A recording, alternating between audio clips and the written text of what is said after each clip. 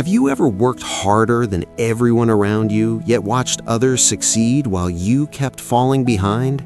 Maybe you wake before sunrise, push through exhaustion, skip meals to finish tasks, and still end each day with nothing to show for it. Maybe you've given your best effort for months, for years, believing that more hours equals more results. You tell yourself just work harder tomorrow, but tomorrow brings the same outcome, the same empty feeling, the same question whispering in your mind. What am I doing wrong? Here's what you need to know. Your failure has nothing to do with your effort and everything to do with one invisible mistake you keep making without realizing it. This is the story of a farmer who made that same mistake for 9 long years. It is not your fault that hard work hasn't paid off. You were taught that effort equals reward, that showing up and grinding longer than others guarantees success. This belief lives deep in our culture, in our families, in the stories we tell ourselves. But what if I told you this belief is incomplete, dangerous even? What if working harder is actually making your situation worse? Not because you lack discipline, but because you're applying force in the wrong direction. Like pushing a car with flat tires, you exhaust yourself while going nowhere. This story begins in a small village near the Ganges River in northern India. A man named Arjun owned 3 acres of land his grandfather left him. For 9 years, Arjun worked from 4 a.m. until sunset. He skipped festivals. He ignored his body's pain. He believed sweat was the currency of success. His neighbors saw his dedication and called him the hardest worker in the valley. Yet season after season, his fields produced less than others working half his hours. His debt grew. His hope shrank. Little did Arjun know, everything was about to change when an old man with no land of his own would show him the difference between effort and effectiveness. Arjun lived in a one-room mud house with walls cracked by monsoon rains. His wife, Priya, patched the roof each season with fresh clay. Their 2 children wore school uniforms faded from too many washes. At 38 years old, Arjun's hands were permanently calloused, his back permanently bent from bending over rice seedlings. Each morning he woke at 4 a.m. to the sound of his own coughing, a dry, persistent sound that worried Priya. He drank 1 cup of weak tea, ate a piece of stale flatbread, and walked to his fields before the sun touched the horizon. He believed early rising was the secret others missed. While neighbors slept until 5:30, Arjun already turned soil with his hands. He weeded each plant individually. He carried water from the well in 2 clay pots balanced on a wooden pole across his shoulders, 100 trips each day. His shoulders bore permanent scars from the pole's pressure. But the land gave back less each season. Where others harvested 8 sacks of rice per acre, Arjun harvested 3. His seeds were the same quality, his water source identical, his effort tripled, yet failure followed him like a shadow. The real pain wasn't the hunger or the debt, it was watching his daughter, Meena, hide her school books because classmates mocked her patched shoes. It was hearing his son ask why other fathers bought new bicycles while theirs couldn't afford rice for dinner. Arjun's internal dialogue became a prison. I am not strong enough. I am not smart enough. I am failing my family because I am weak. He tried everything he knew. He worked later into the night with lantern light. He skipped meals to save money for better seeds. He prayed at the village temple every Tuesday, promising the gods he would work even harder if they granted 1 good harvest. Nothing changed.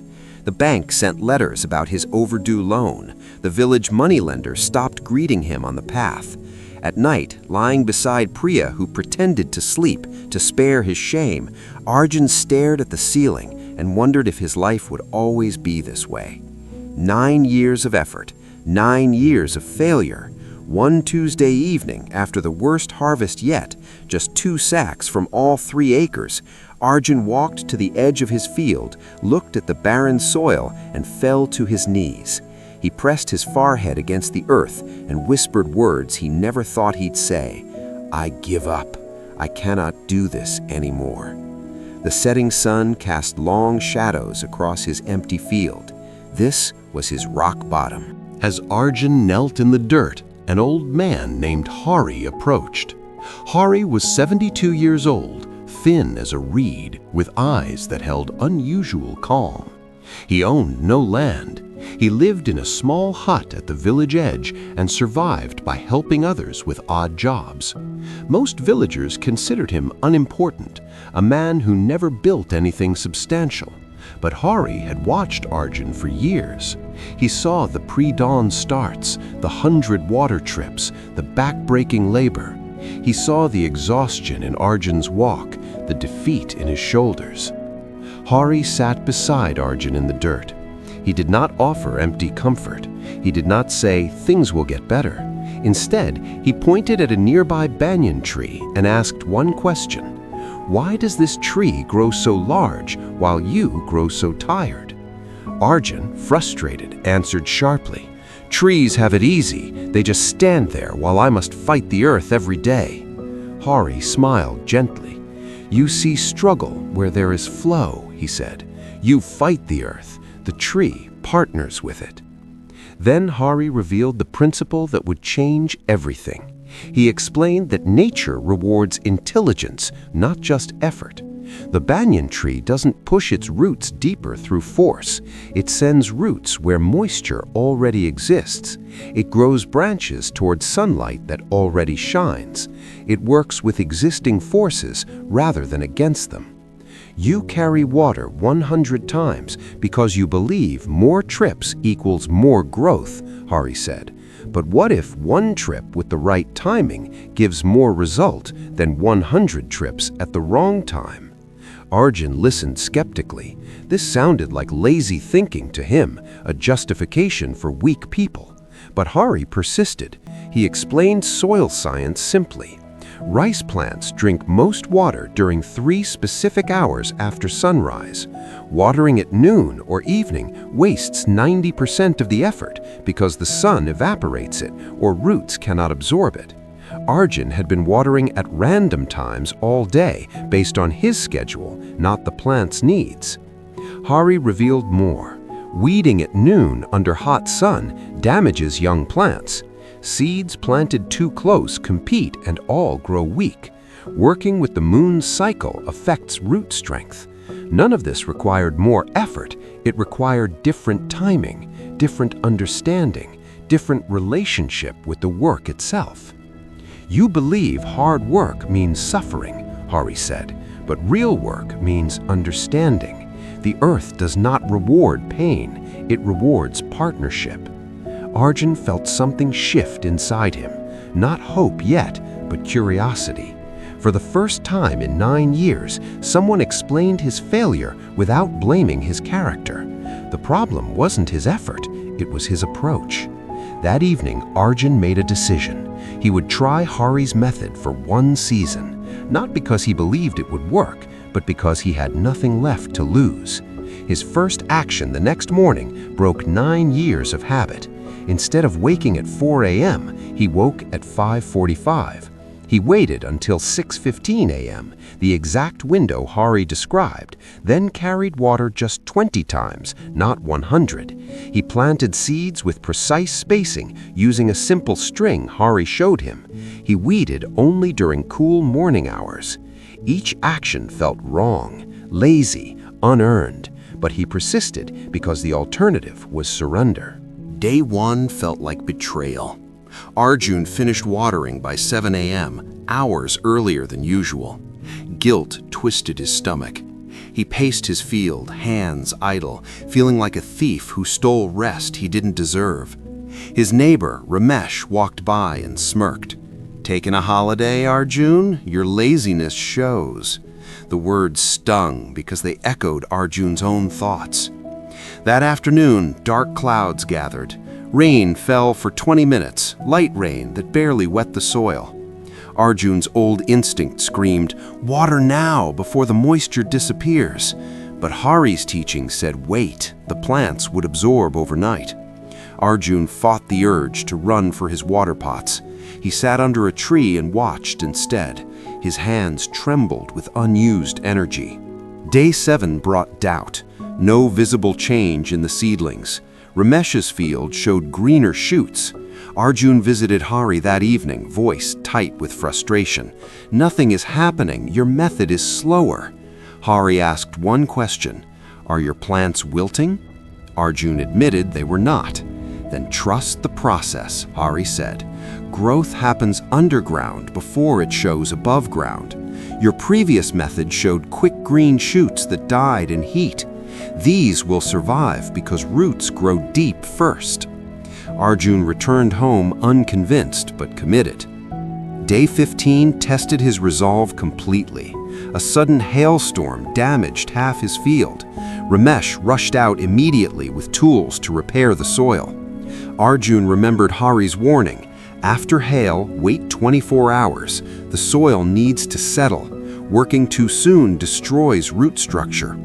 While Ramesh labored for hours in the mud, Arjun stood still. Villagers gathered, whispering about his madness.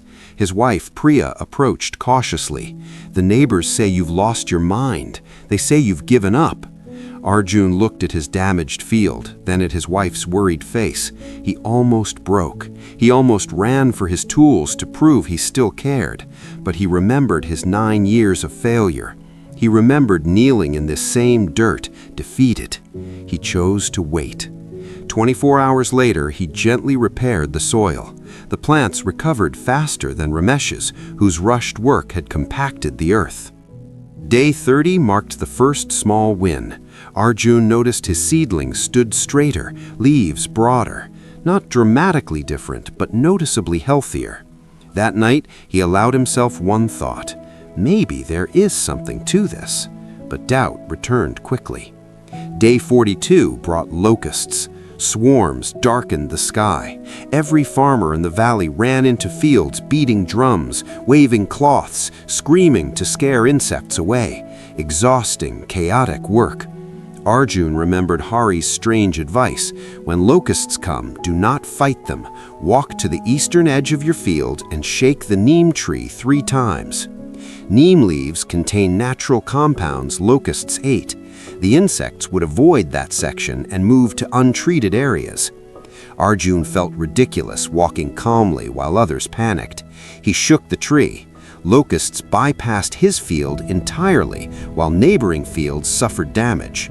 Ramesh lost 30% of his crop that day. Arjun lost none.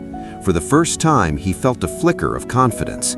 Not pride, just evidence that working smarter created different results. Day 60 brought the hardest test. The village moneylender arrived, demanding payment.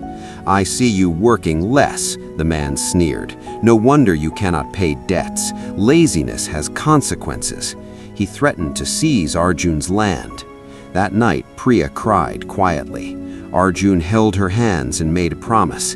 "If this fails, I will find work in the city, but give me until harvest, just this one season."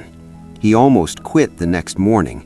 The shame felt heavier than any physical labor. But Arjun remembered Hari's words. "The world rewards visible effort. Nature rewards invisible understanding. Choose which master you serve."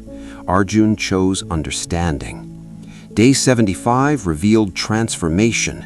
Walking his field at dawn, Arjun saw something impossible.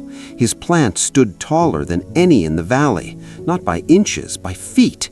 The leaves formed a canopy so thick he could barely see the soil below. Ramesh stopped his cart on the path and stared in silence. Other farmers gathered, examining Arjun's field with confused expressions. They saw no extra labor, no expensive tools, just healthy, abundant growth. Arjun felt no triumph, only quiet awe. The principle was working, not because he tried harder, because he aligned with how nature actually functions. Day 90 brought monsoon rains, heavy, relentless downpours that flooded low fields. Ramesh's land submerged under 6 inches of water. His plants drowned within hours. But Arjun had followed Hari's guidance about drainage channels, shallow trenches placed at precise angles based on land slope.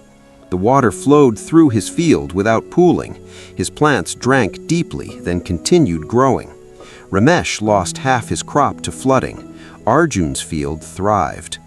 As harvest approached, Arjun noticed something deeper changing within him. The constant anxiety in his chest had softened. The shame in his shoulders had lifted. He still worked, but without the self-punishment, without the belief that suffering proved worthiness. He began waking naturally at 5:30 a.m. instead of forcing 4 a.m. starts. His cough disappeared. He played with his children in the evening instead of collapsing from exhaustion. The external results were coming, but the internal shift had already happened. He was learning that intelligence multiplies effort, that understanding creates leverage, that working with systems, not against them, changes everything. He didn't know it yet, but the harvest would reveal results beyond his imagination. Harvest day arrived on the 97th morning. Arjun walked into his field before sunrise, sickle in hand, expecting modest improvement, maybe 4 sacks per acre instead of 3, enough to pay the moneylender, enough to buy new shoes for Meena. He began cutting the first stalks with practiced motion. But something felt different immediately. The stalks were heavier, thicker. Each bundle weighed noticeably more than previous years. By mid-morning, confusion turned to disbelief. His 3 acres produced bundles at twice the expected rate. By noon, he had filled 8 sacks, more than his entire previous harvest, and still had half the field remaining. His hands moved automatically, while his mind struggled to process what his eyes saw. The rice plant stood shoulder high, each stalk heavy with full grains. Neighbors gathered at the field's edge, silent. Ramesh stood among them, arms crossed, face unreadable. When the final count came at sunset, the village elder who measured harvests refused to believe his own eyes. He counted twice, then called 2 other elders to verify.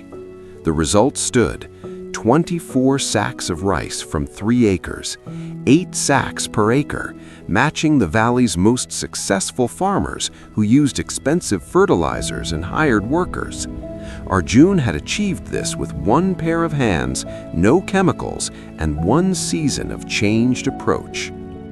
The moneylender arrived that evening expecting desperation. Instead, he found Arjun sitting calmly with his family, sharing a meal of rice and lentils, real rice from his own harvest, not the cheap broken grains they usually ate. Arjun counted out the exact debt amount plus interest without hesitation. The moneylender left without a word, his power broken not by confrontation, but by results.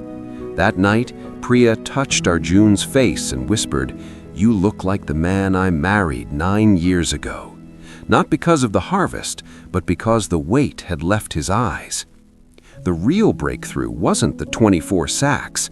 It was the understanding that settled deep in Arjun's bones. Effort without intelligence creates exhaustion. Effort with intelligence creates abundance. He had spent 9 years believing the problem was insufficient work. The truth was insufficient understanding. Working harder had been the obstacle all along, not the solution. Like trying to fill a bucket with a hole in the bottom. No amount of water solves the problem until you fix the hole. Arjun's hole was his approach, his misunderstanding of how growth actually happens. As he lay beside Priya that night, he didn't feel pride or triumph. He felt clarity. The fog that had clouded his work for 9 years lifted completely. Everything became simple. Everything made sense. The earth had never rejected his effort. It had been waiting for his understanding. 5 years later, Arjun's 3 acres produced 36 sacks each season, 12 sacks per acre, the highest yield in the valley. He no longer works from 4 a.m. to sunset. He works focused hours, aligned with natural cycles. His back straightened, his cough never returned. He built a proper brick house with a tin roof that doesn't leak during monsoons. Meena studies at the regional college, the first girl from their village to attend university. His son learns farming not as back-breaking labor, but as applied science, understanding soil, water, and plant needs. But the deeper transformation lives in how Arjun works now. He teaches other farmers Hari's principles free of charge every Sunday under the banyan tree. He shows them how 20 precise water trips beat 100 random ones, how planting with the moon cycle strengthens roots, how working with nature's rhythms creates abundance without exhaustion. Last harvest season, 27 farmers followed his methods. 25 saw yields increase by 40% or more. 2 failed, not because the principles were wrong, but because they couldn't release the addiction to visible struggle. They watered at noon anyway. They weeded under hot sun anyway. Old beliefs die hard. Arjun looks back on his 9 years of failure, not with bitterness, but with gratitude. Those years taught him what doesn't work. They carved humility into his character. They made him receptive when truth finally arrived. He visits Hari often, bringing food and sitting in comfortable silence. The old man never took credit. "I only pointed at what was already there," Hari says. "The earth always teaches those willing to listen instead of just labor." Arjun's success isn't magical. It isn't about special seeds or secret techniques. It's about one shift, moving from force to flow, from effort to alignment, from working harder to working smarter. He still works hard, just not pointlessly hard. He applies effort where it multiplies rather than evaporate. This distinction changed everything. His story spread beyond the village. Agricultural officers visited to study his methods. They documented his results and shared them with farming communities across the region. But Arjun remains the same man, just freer, just wiser, just finally understanding that nature rewards partnership, not punishment. Now, here's what this means for you. Your struggle isn't proof of weakness. Your repeated effort isn't wasted. But you must ask one honest question. Are you applying force in the wrong direction? Are you carrying water 100 times when 20 precise trips would create better results? Your breakthrough won't come from working more hours. It will come from understanding the system you're working within. What are the natural rhythms of your work? When does your mind produce best ideas? When does your body have natural energy? What tasks create leverage, small actions that trigger large results? What tasks create illusion, visible busyness that changes nothing? Starting tomorrow, choose one area where you work hardest but see least results. Just one. Observe it for 3 days without changing anything. Notice when you apply effort. Notice what actually moves the needle forward. Then ask, how could I achieve the same outcome with half the struggle? Not by cutting corners, but by aligning with how growth actually happens in your field. Your failures aren't the end of your story, they're preparation. They're teaching you what doesn't work so you recognize what does when it arrives. Your story isn't over. This is just the beginning. The moment you shift from force to flow, from effort to intelligence, everything changes. Not overnight, but inevitably. Like Arjun's seedlings growing roots underground before showing green above soil. Your transformation has already begun the moment you question your approach instead of just doubling your effort. Stay curious, stay observant, work with your reality, not against it. And remember, the earth rewards partnership. So does life. Your breakthrough is waiting not for more sweat, but for deeper understanding. Choose one small shift tomorrow, just one. Then watch what happens when intelligence multiplies your effort. Your harvest is